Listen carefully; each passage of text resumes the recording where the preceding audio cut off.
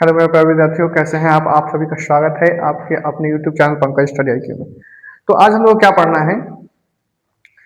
कल की जब कक्षा था उसमें हम लोगों ने देखा था कि लैप वाइंडिंग और वेव वाइंडिंग होता क्या है। लेकिन आज क्या हम लोग पढ़ना है कि लैप वाइंडिंग में या वेव वाइंडिंग क्या डिफरेंसेस है, क्या अंतर है ना। तो हम लोग आज इसी को पढ़ने वाले हैं ना, दोनों में क्या है डिफरेंसेस। तो बहुत लेट से शुरुआत है ना। ज्योतिष। चलिए शुरू करते हैं, ठीक है। ओके, हाँ देखिए क्या है दोनों में, अगर अंतर हम आपसे पूछा जाए तो क्या है ना कि दोनों में क्या अंतर देखो।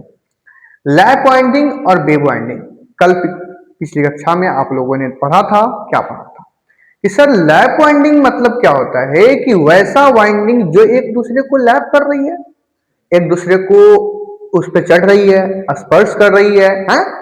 एक दूसरे के ऊपर ओवरलैप कर रही है, वैसे वाइंडिंग को लैप वाइंडिंग कहते हैं। अब लैप वाइंडिंग क्या होता है, देखो वैसे जैसे मान लो जैसे एक तार है, उस तार के ऊपर अगर दोबारा दूसरा तार हम ओवरलैप करते हैं तो वैसे वाइंडिंग को हम कहते हैं लैप वाइंडिंग। समझ में आ रही है। वेव वाइंडिंग क्या होता है, इसमें किसी भी प्रकार का कोई वाइंडिंग एक दूसरे के ऊपर ओवरलैप नहीं करती है, यानी ये क्या करता है, एक वेव के फॉर्म में आगे श्रृंखला के रूप में वो आगे की ओर चला जाता है। जैसे आपने देखा यहाँ पे इसमें क्या लिखा है, एक श्रृंखला के रूप में वो आगे चैन बनाते हुए आगे निकल जाता है। इसमें कोई वाइंडिंग एक दूसरे को ऊपर में चढ़ता नहीं है, लैप नहीं करता है, इसीलिए उस वाइंडिंग को कहते हैं वेव वाइंडिंग। ठीक है, दोनों में डिफरेंसेस क्या है। फिर आप लोगों ने इसमें देखा था कि लैप वाइंडिंग में क्या होता है और वेव वाइंडिंग में, तो लैप वाइंडिंग में धारा का मान जो होता है अधिक होता है। क्या होता है, धारा का मान अधिक होता है और वोल्टेज का मान क्या होता है, कम होता है। और सेम इसके अपोजिट अगर हम वेव वाइंडिंग की बात करें तो उसमें वोल्टेज का मान क्या होता है, अधिक होता है और धारा का मान कम होता है। मैंने देखो यहाँ पे मैंने इस लाइन में देखो, इसमें दोनों बता दिया मैंने। फिर क्या कहा, इसमें क्या होता है, देखो इसमें लैप वाइंडिंग में वोल्टेज का मान क्या होता है, कम होती है, और वेव वाइंडिंग में वोल्टेज का मान क्या होता है, अधिक होती है। हाँ, अगर लैप वाइंडिंग की चर्चा करें, इसमें धारा का मान क्या होता है, अधिक होता है, और इसमें धारा का मान क्या होता है, कम होता है। समझ में आ रही है। मतलब सिंपल से मैं कह दूं कि सर लैप वाइंडिंग में वोल्टेज क्या होगा, डिक्रीज होगा, और करंट क्या होगा, इंक्रीज होगा।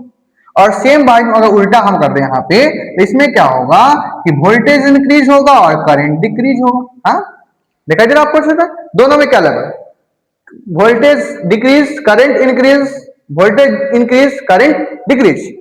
तो इसमें क्या है, तीन उदाहरण, तीन डिफरेंस देगा। पहला डिफरेंस, सर लैप वाइंडिंग में चढ़ा होगा, वेव वाइंडिंग में चढ़ा नहीं होगा।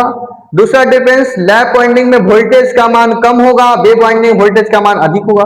तीसरा डिफरेंस देखिए कि लैप वाइंडिंग में धारा का मान अधिक होगा, वेव वाइंडिंग में धारा का मान कम होगा।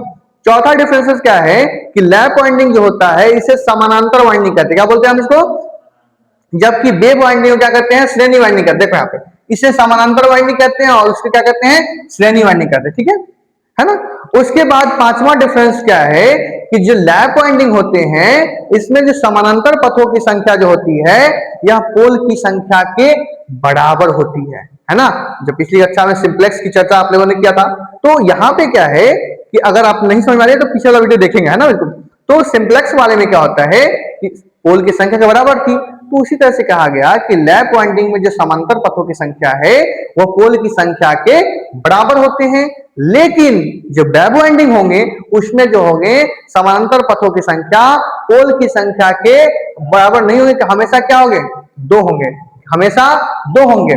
मैंने लिखा इसमें समानांतर पथों की संख्या पोल की संख्या तो हमेशा दो होती है, लेकिन इसमें क्या होता है, जो समांतर पथों की संख्या किसके बराबर होती है, पोल की संख्या। मतलब जितना पोल होगा उतना समांतर पथ होगा, लेकिन इसमें अगर पोल कुछ भी हो उसे मैटर नहीं करता है, समांतर पथ हमेशा क्या होगा, दो ही होगी। समझ रही। इसमें अगर पोल की संख्या मैक्सिमम कितना भी हो सकता है, जितना भी हो, लेकिन इसमें जितना पोल होगा उतना ही इसमें समांतर पथ की संख्या होगी।